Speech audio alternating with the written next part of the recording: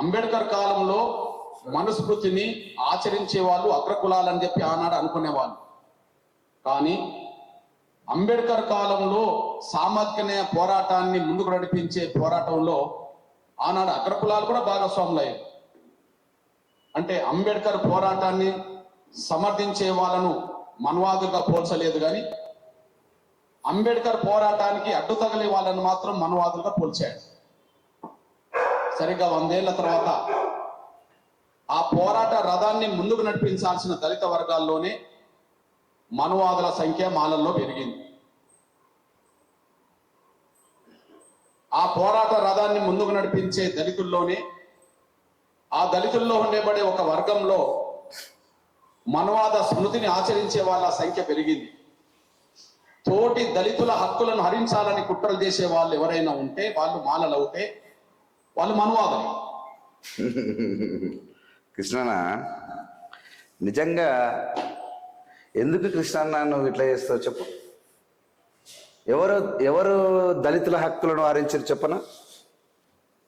ఎక్కడ దళితుల హక్కులను ఎవరు హరించరు?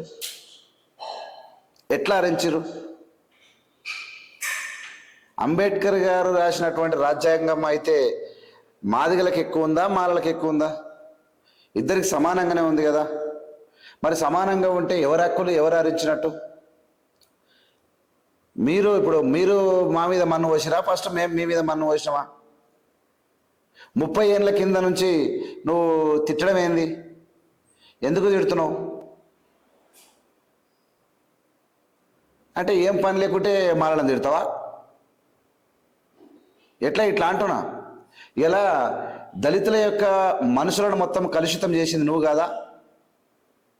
ఒక పవిత్రమైనటువంటి అంటరానంతరంలో వచ్చినటువంటి 2 జాతుల మధ్య కొట్లాట పెట్టేది నువ్వు కాదా?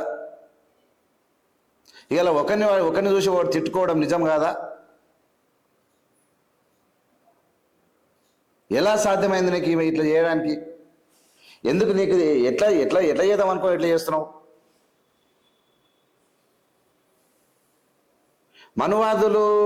మనువాదులు అంటే ఎట్లా? నేనేమన్నంటే మాలలు మనువాదులు అన్నావు. ఓకే, మనువాదులు అంటే తెలుసు కదా నీకు ఏందనేది? ఏంది మనువాదం అంటే? మనువాదం అంటే ఏంది?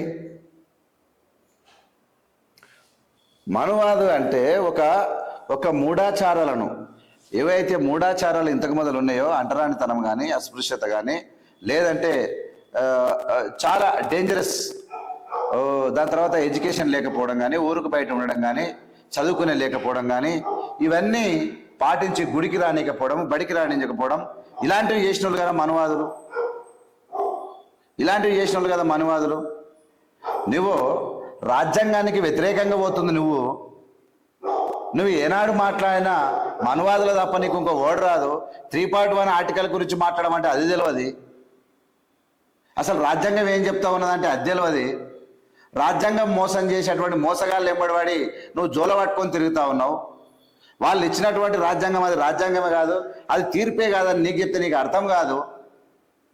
అది తీర్పు కాదు. అందులో ఏం పాడైందో చెప్పు. అందులో ఏమన్నా పాడైందా? ఎంతమంది జీవితాలు ఆగం చేస్తావు? ఇట్లా నీ బతుకు తెరువు కోసం ఎందుకన్నా ఇట్లా చేస్తావు? నాకు అర్థం కాదు. ఏముంది ఆ తీర్పులా? ఎవడు దేక్తున్నాడు ఆ తీర్పును? మనువాదులు అంటే ఉత్తర భారతదేశంలో ఉన్నటువంటి మాదిగలంతా వ్యతిరేకంగా ఉన్నారు. వాళ్ళు కూడా మనువాదులా? ఇక నువ్వు ఎవరిని పడతానే మనువాదులు అంటే మరి నిన్నేమనాలి? ఎట్లనో నాకు అర్థం కాదు. ఎట్లా తయారైనావు అంటే ఏది పడితే అది నువ్వు మాట్లాడేస్తున్నావు. నీ ఇష్టం నువ్వా?